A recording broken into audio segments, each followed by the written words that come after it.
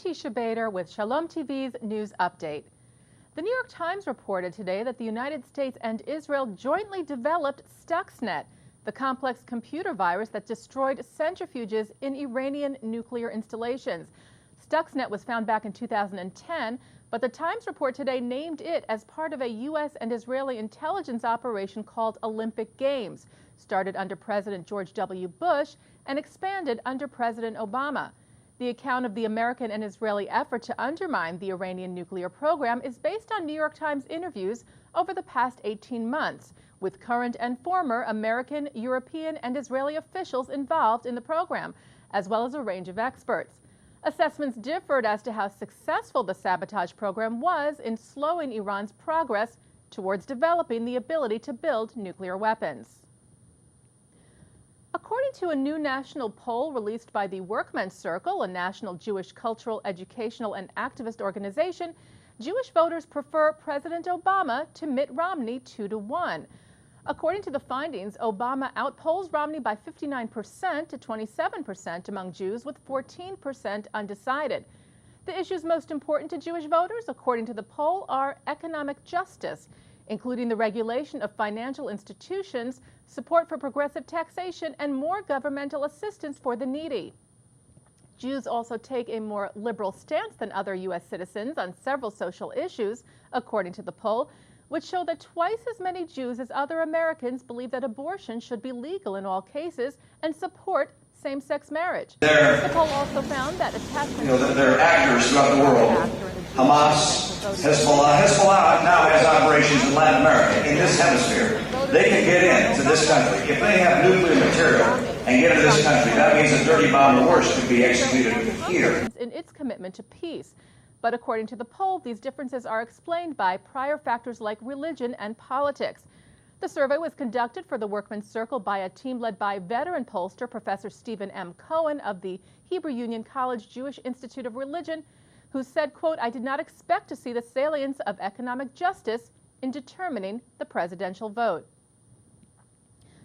The Committee on Jewish Law and Standards of the Rabbinical Assembly, the International Association of Conservative Rabbis, has voted unanimously to provide its rabbis with guidelines on performing same-sex marriages. In a 13-0 vote yesterday, the CLJS approved the guidelines, which acknowledge that while, quote, same-sex intimate relationships are comprehensively banned by classical rabbinic law, the guidelines cite the halachic principle of great is the demand of human dignity in that it supersedes a negative principle of Torah, saying that, quote, we concluded that for observant gay and lesbian Jews, their human dignity requires suspension of the rabbinic level prohibitions so that they may experience intimacy and create families recognized by the Jewish community. In a related story, the Reform Movement, the Anti-Defamation League, and Rabbis for Human Rights North America welcomed a court decision yesterday ruling that the Defense of Marriage Act is unconstitutional.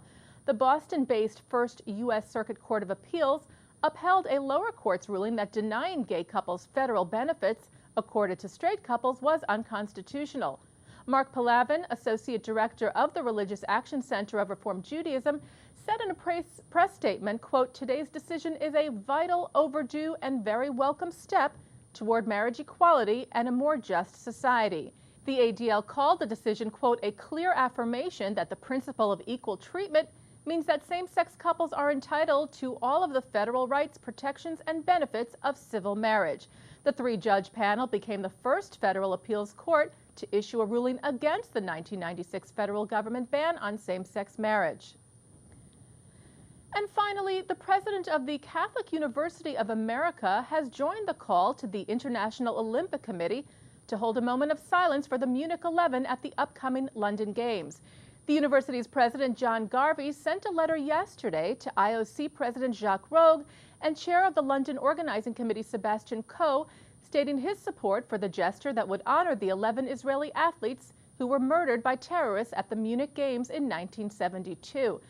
Garvey was inspired to do so after a group of sociology students at Catholic University who learned of the Munich tragedy through a documentary initiated a campaign and letter of their own to encourage the IOC. Garvey stated in his letter that, quote, As a Catholic university, we try to instill in our students respect for the dignity of all human life and to inspire them to work for justice and peace. It is in this spirit, he wrote, that I offer my support to their initiative and urge you to consider commemorating the victims of the Munich massacre through this highly appropriate moment of silence. The IOC officially rejected the moment of silence last month. And that's Shalom TV's News Update. I'm Teisha Bader.